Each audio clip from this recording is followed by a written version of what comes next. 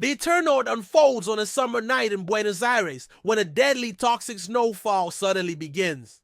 The city is thrown into chaos as millions die on contact with the alien snow. The story centers on Juan Salvo, Ricardo Darín, a mild-mannered Buenos Aires father and former Malvinas war veteran who leads a small group of survivors in this unexpected adventure. Welcome to Neural Infusion, your go-to channel for deep dives into the most captivating, dystopic world type of stories and their real-world connections. The Eternaut is a 6-episode Argentine sci-fi miniseries adapted from the iconic 1957 graphic novel by Hector Germán Oesterheld and Francisco Solano Lopez. Directed by Bruno Stagnaro, the series premiered on Netflix on April 30th, 2025. If you haven't watched yet, spoilers ahead. For those ready to decode this sci-fi thriller, let's begin. In these first 3 episodes, Juan rallies his friends and ex-wife Elena to search for his missing daughter Clara, all while confronting bizarre events that hint at an invisible alien invasion. Episode 1, A Night of Cards. The night starts like any other. 3 friends on a boat laughing under the stars. The city hums behind them, alive with light. Until suddenly it isn't. No warning, no sirens, just blackout. Then, that light. Not the skyline they know. Something else. Something watching. And when her eyes lock onto whatever's out there in the dark, you feel it.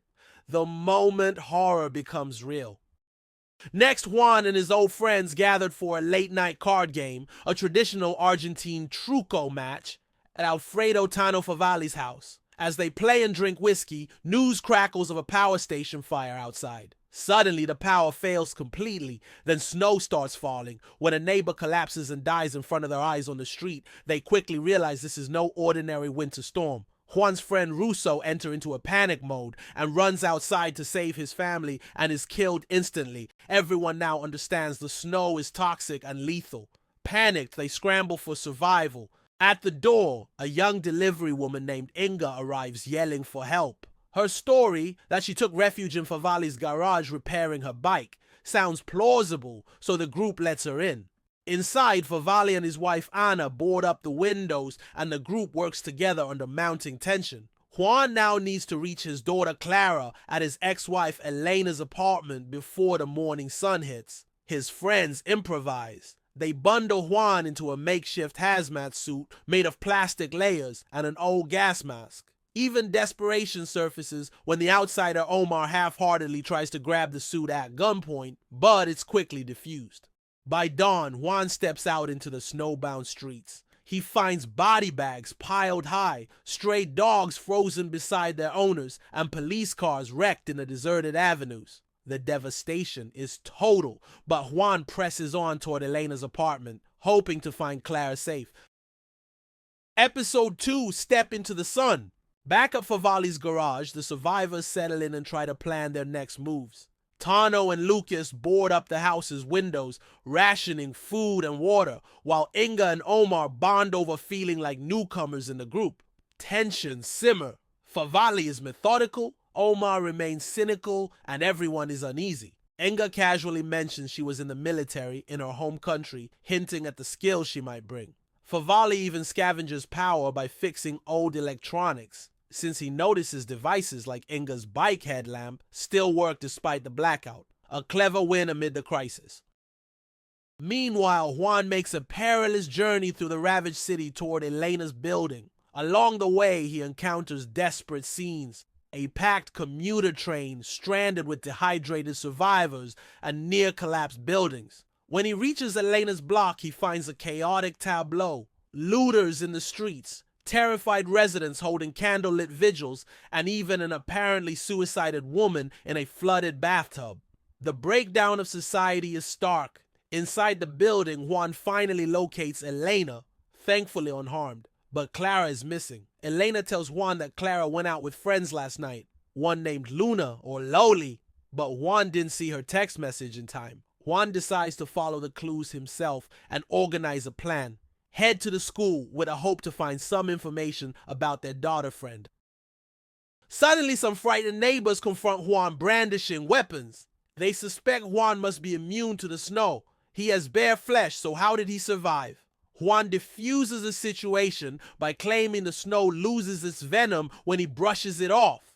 A dubious theory, but enough to calm them. This encounter underscores the episode's theme. Human survival instincts can be as deadly as the toxic snow. Terrified and ruthless, one man even tries to seize Juan's gas mask. Then, hell break off.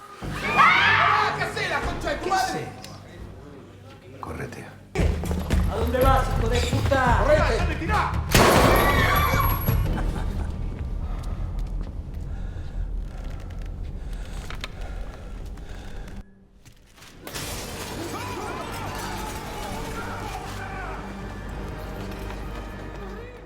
In Buenos Aires' lawless new world, strangers have become just as dangerous as the aliens outside.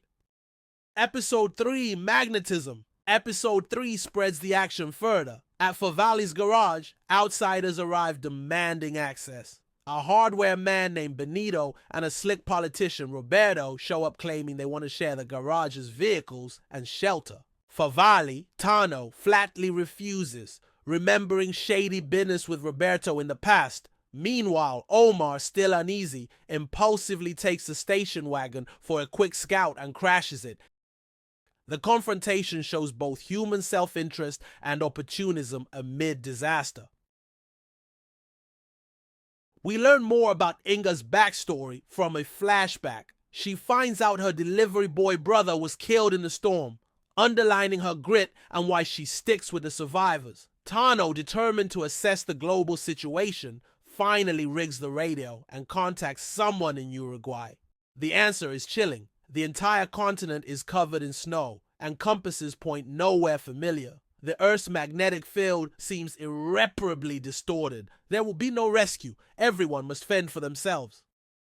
Far from the garage, Juan and Elena arrive at the school. The building is eerily quiet. All students are missing. In the bathroom, they find Pablo, our own Park, a Chinese-Argentine teen who was locked inside as a prank. Juan explains that his classmates stepped out into the storm and never came back. Juan initially treats Pablo brusquely, but Pablo recognizes Loli, from a classroom photo and agrees to guide them to her home. As they plan the next move, Juan's strange visions intensify. He grips his hearing aid and experiences flashbacks of gunshots and chaos. Elena senses Juan's distress, but he tries to hide it. All the pieces hint at Juan's mysterious past. With Pablo's help, the trio heads toward Luna's neighborhood, hoping to find Clara's friend and maybe answers. But the house Pablo takes the duo is in reality his own home, and he's shocked when realizes everybody in his family are dead. Juan Salvo, Ricardo Darín. The heart of the story is Juan's devotion to his daughter and fellow survivors. A widowed father, he's steadfast and resourceful. From episode 1, he becomes the emotional anchor, improvising protective gear and leading the group's risky plans. Tano, nicknamed Favali, is a pragmatic everyman and ex-soldier. From the start, his home, a house with a garage repair shop, becomes the group's first safe haven. Tano quickly takes charge of building protective gear and organizing supplies. He even rigs a radio to get news. Omar, Ariel Staltari, a young newcomer who works at a repair shop. Omar is essentially the audience's eye, skeptical, cynical, and sometimes distrustful. He didn't know Juan or the others before the crisis. From episode 2 on, Omar is shown questioning the group's decisions and social bonds. Inga, Oriana Cardenas, an original character for the Netflix series. Inga is a Venezuelan immigrant and grocery delivery worker. We see her delivering whiskey in episode 1. She quickly becomes another outsider in the group. Inga brings street smarts and boldness. From her first scene knocking on the door, Ep 1, she proves trustworthy and resourceful.